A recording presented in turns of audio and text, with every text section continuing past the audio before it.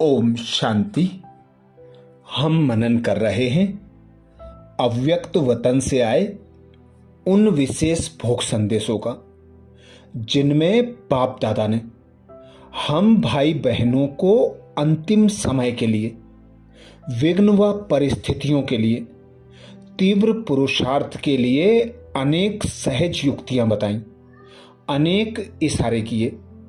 ऐसे ही एक विशेष भोग संदेश में संदेशी जी कहती, आज अमृत वेले जब मैं बाबा के पास पहुंची, सूक्ष्म वतन में पहुंची, तो बाबा बहुत बहुत मुस्कुराते हुए, दृष्टि देते हुए मिलन मना रहे थे। जब मैं नजदीक जाके पहुंची तो बाप दादा बोले, आओ बच्ची, क्या संदेश लाई हो? तो मैंने सुनाया, बाबा आपने जो बहुत समय पहले कहा था कि आपके पास ऐसी आत्माएं आएंगी जो सेवा में सहयोगी बनेंगी, तो आज ऐसी सहयोगी आत्माएं जो आई हैं उनकी याद और संदेश लेकर आई हूं। तो बाबा बहुत मीठा मुस्कुराए। ऐसे लग रहा था जैसे बाबा वतन से ही आप सभी को देख रहे हैं।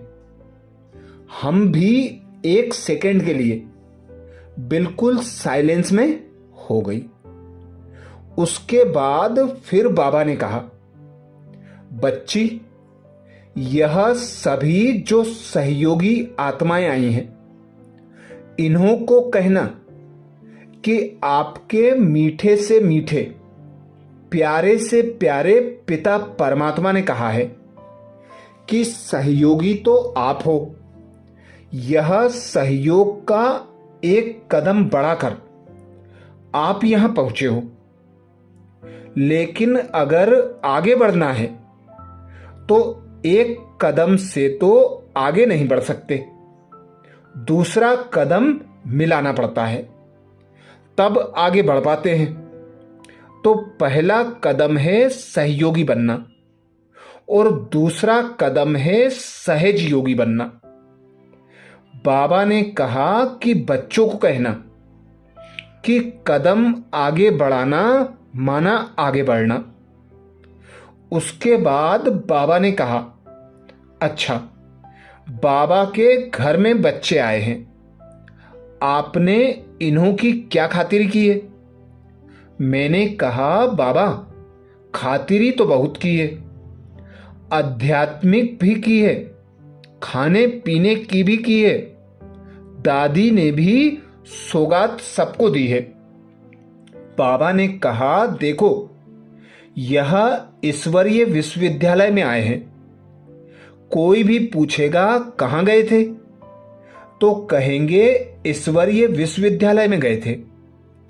तो बाबा ने कहा, विश्वविद्यालय में जो भी स्टूडेंट आता है वह कुछ बनकर ही निकलता है, ऐसे ही नहीं निकलता। तो इन्हों को आपने क्या बनाया?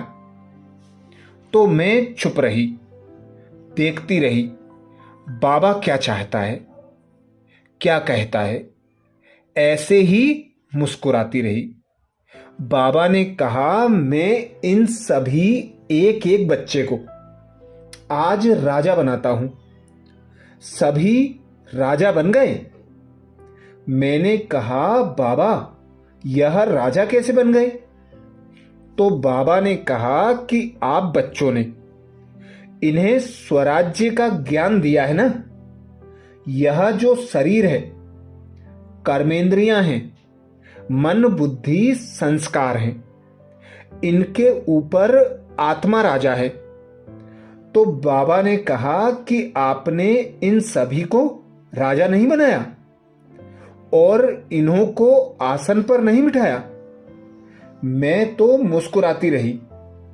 तो बाबा ने कहा कि बच्चों से पूछना कि आप स्वराज्य अधिकारी राजा बच्चों के पास बैठने के लिए कौन सा आसन है?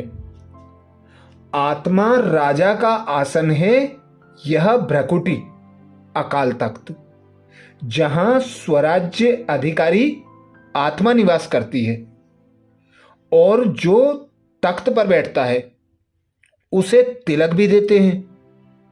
वह तिलक भी मस्तक पर दिया जाता है। यह मस्तक स्मृति की निशानी है। तो यह स्मृति का तिलक इनको लगाओ कि मैं आत्मा हूं, मैं अकाल तख्त निवासी हूं। साथ साथ बाबा ने कहा कि इन बच्चों को ताज भी पहनाओ, डबल ताजधारी बनाओ। एक ताज है विश्व परिवर्तन के जिम्मेवारी का।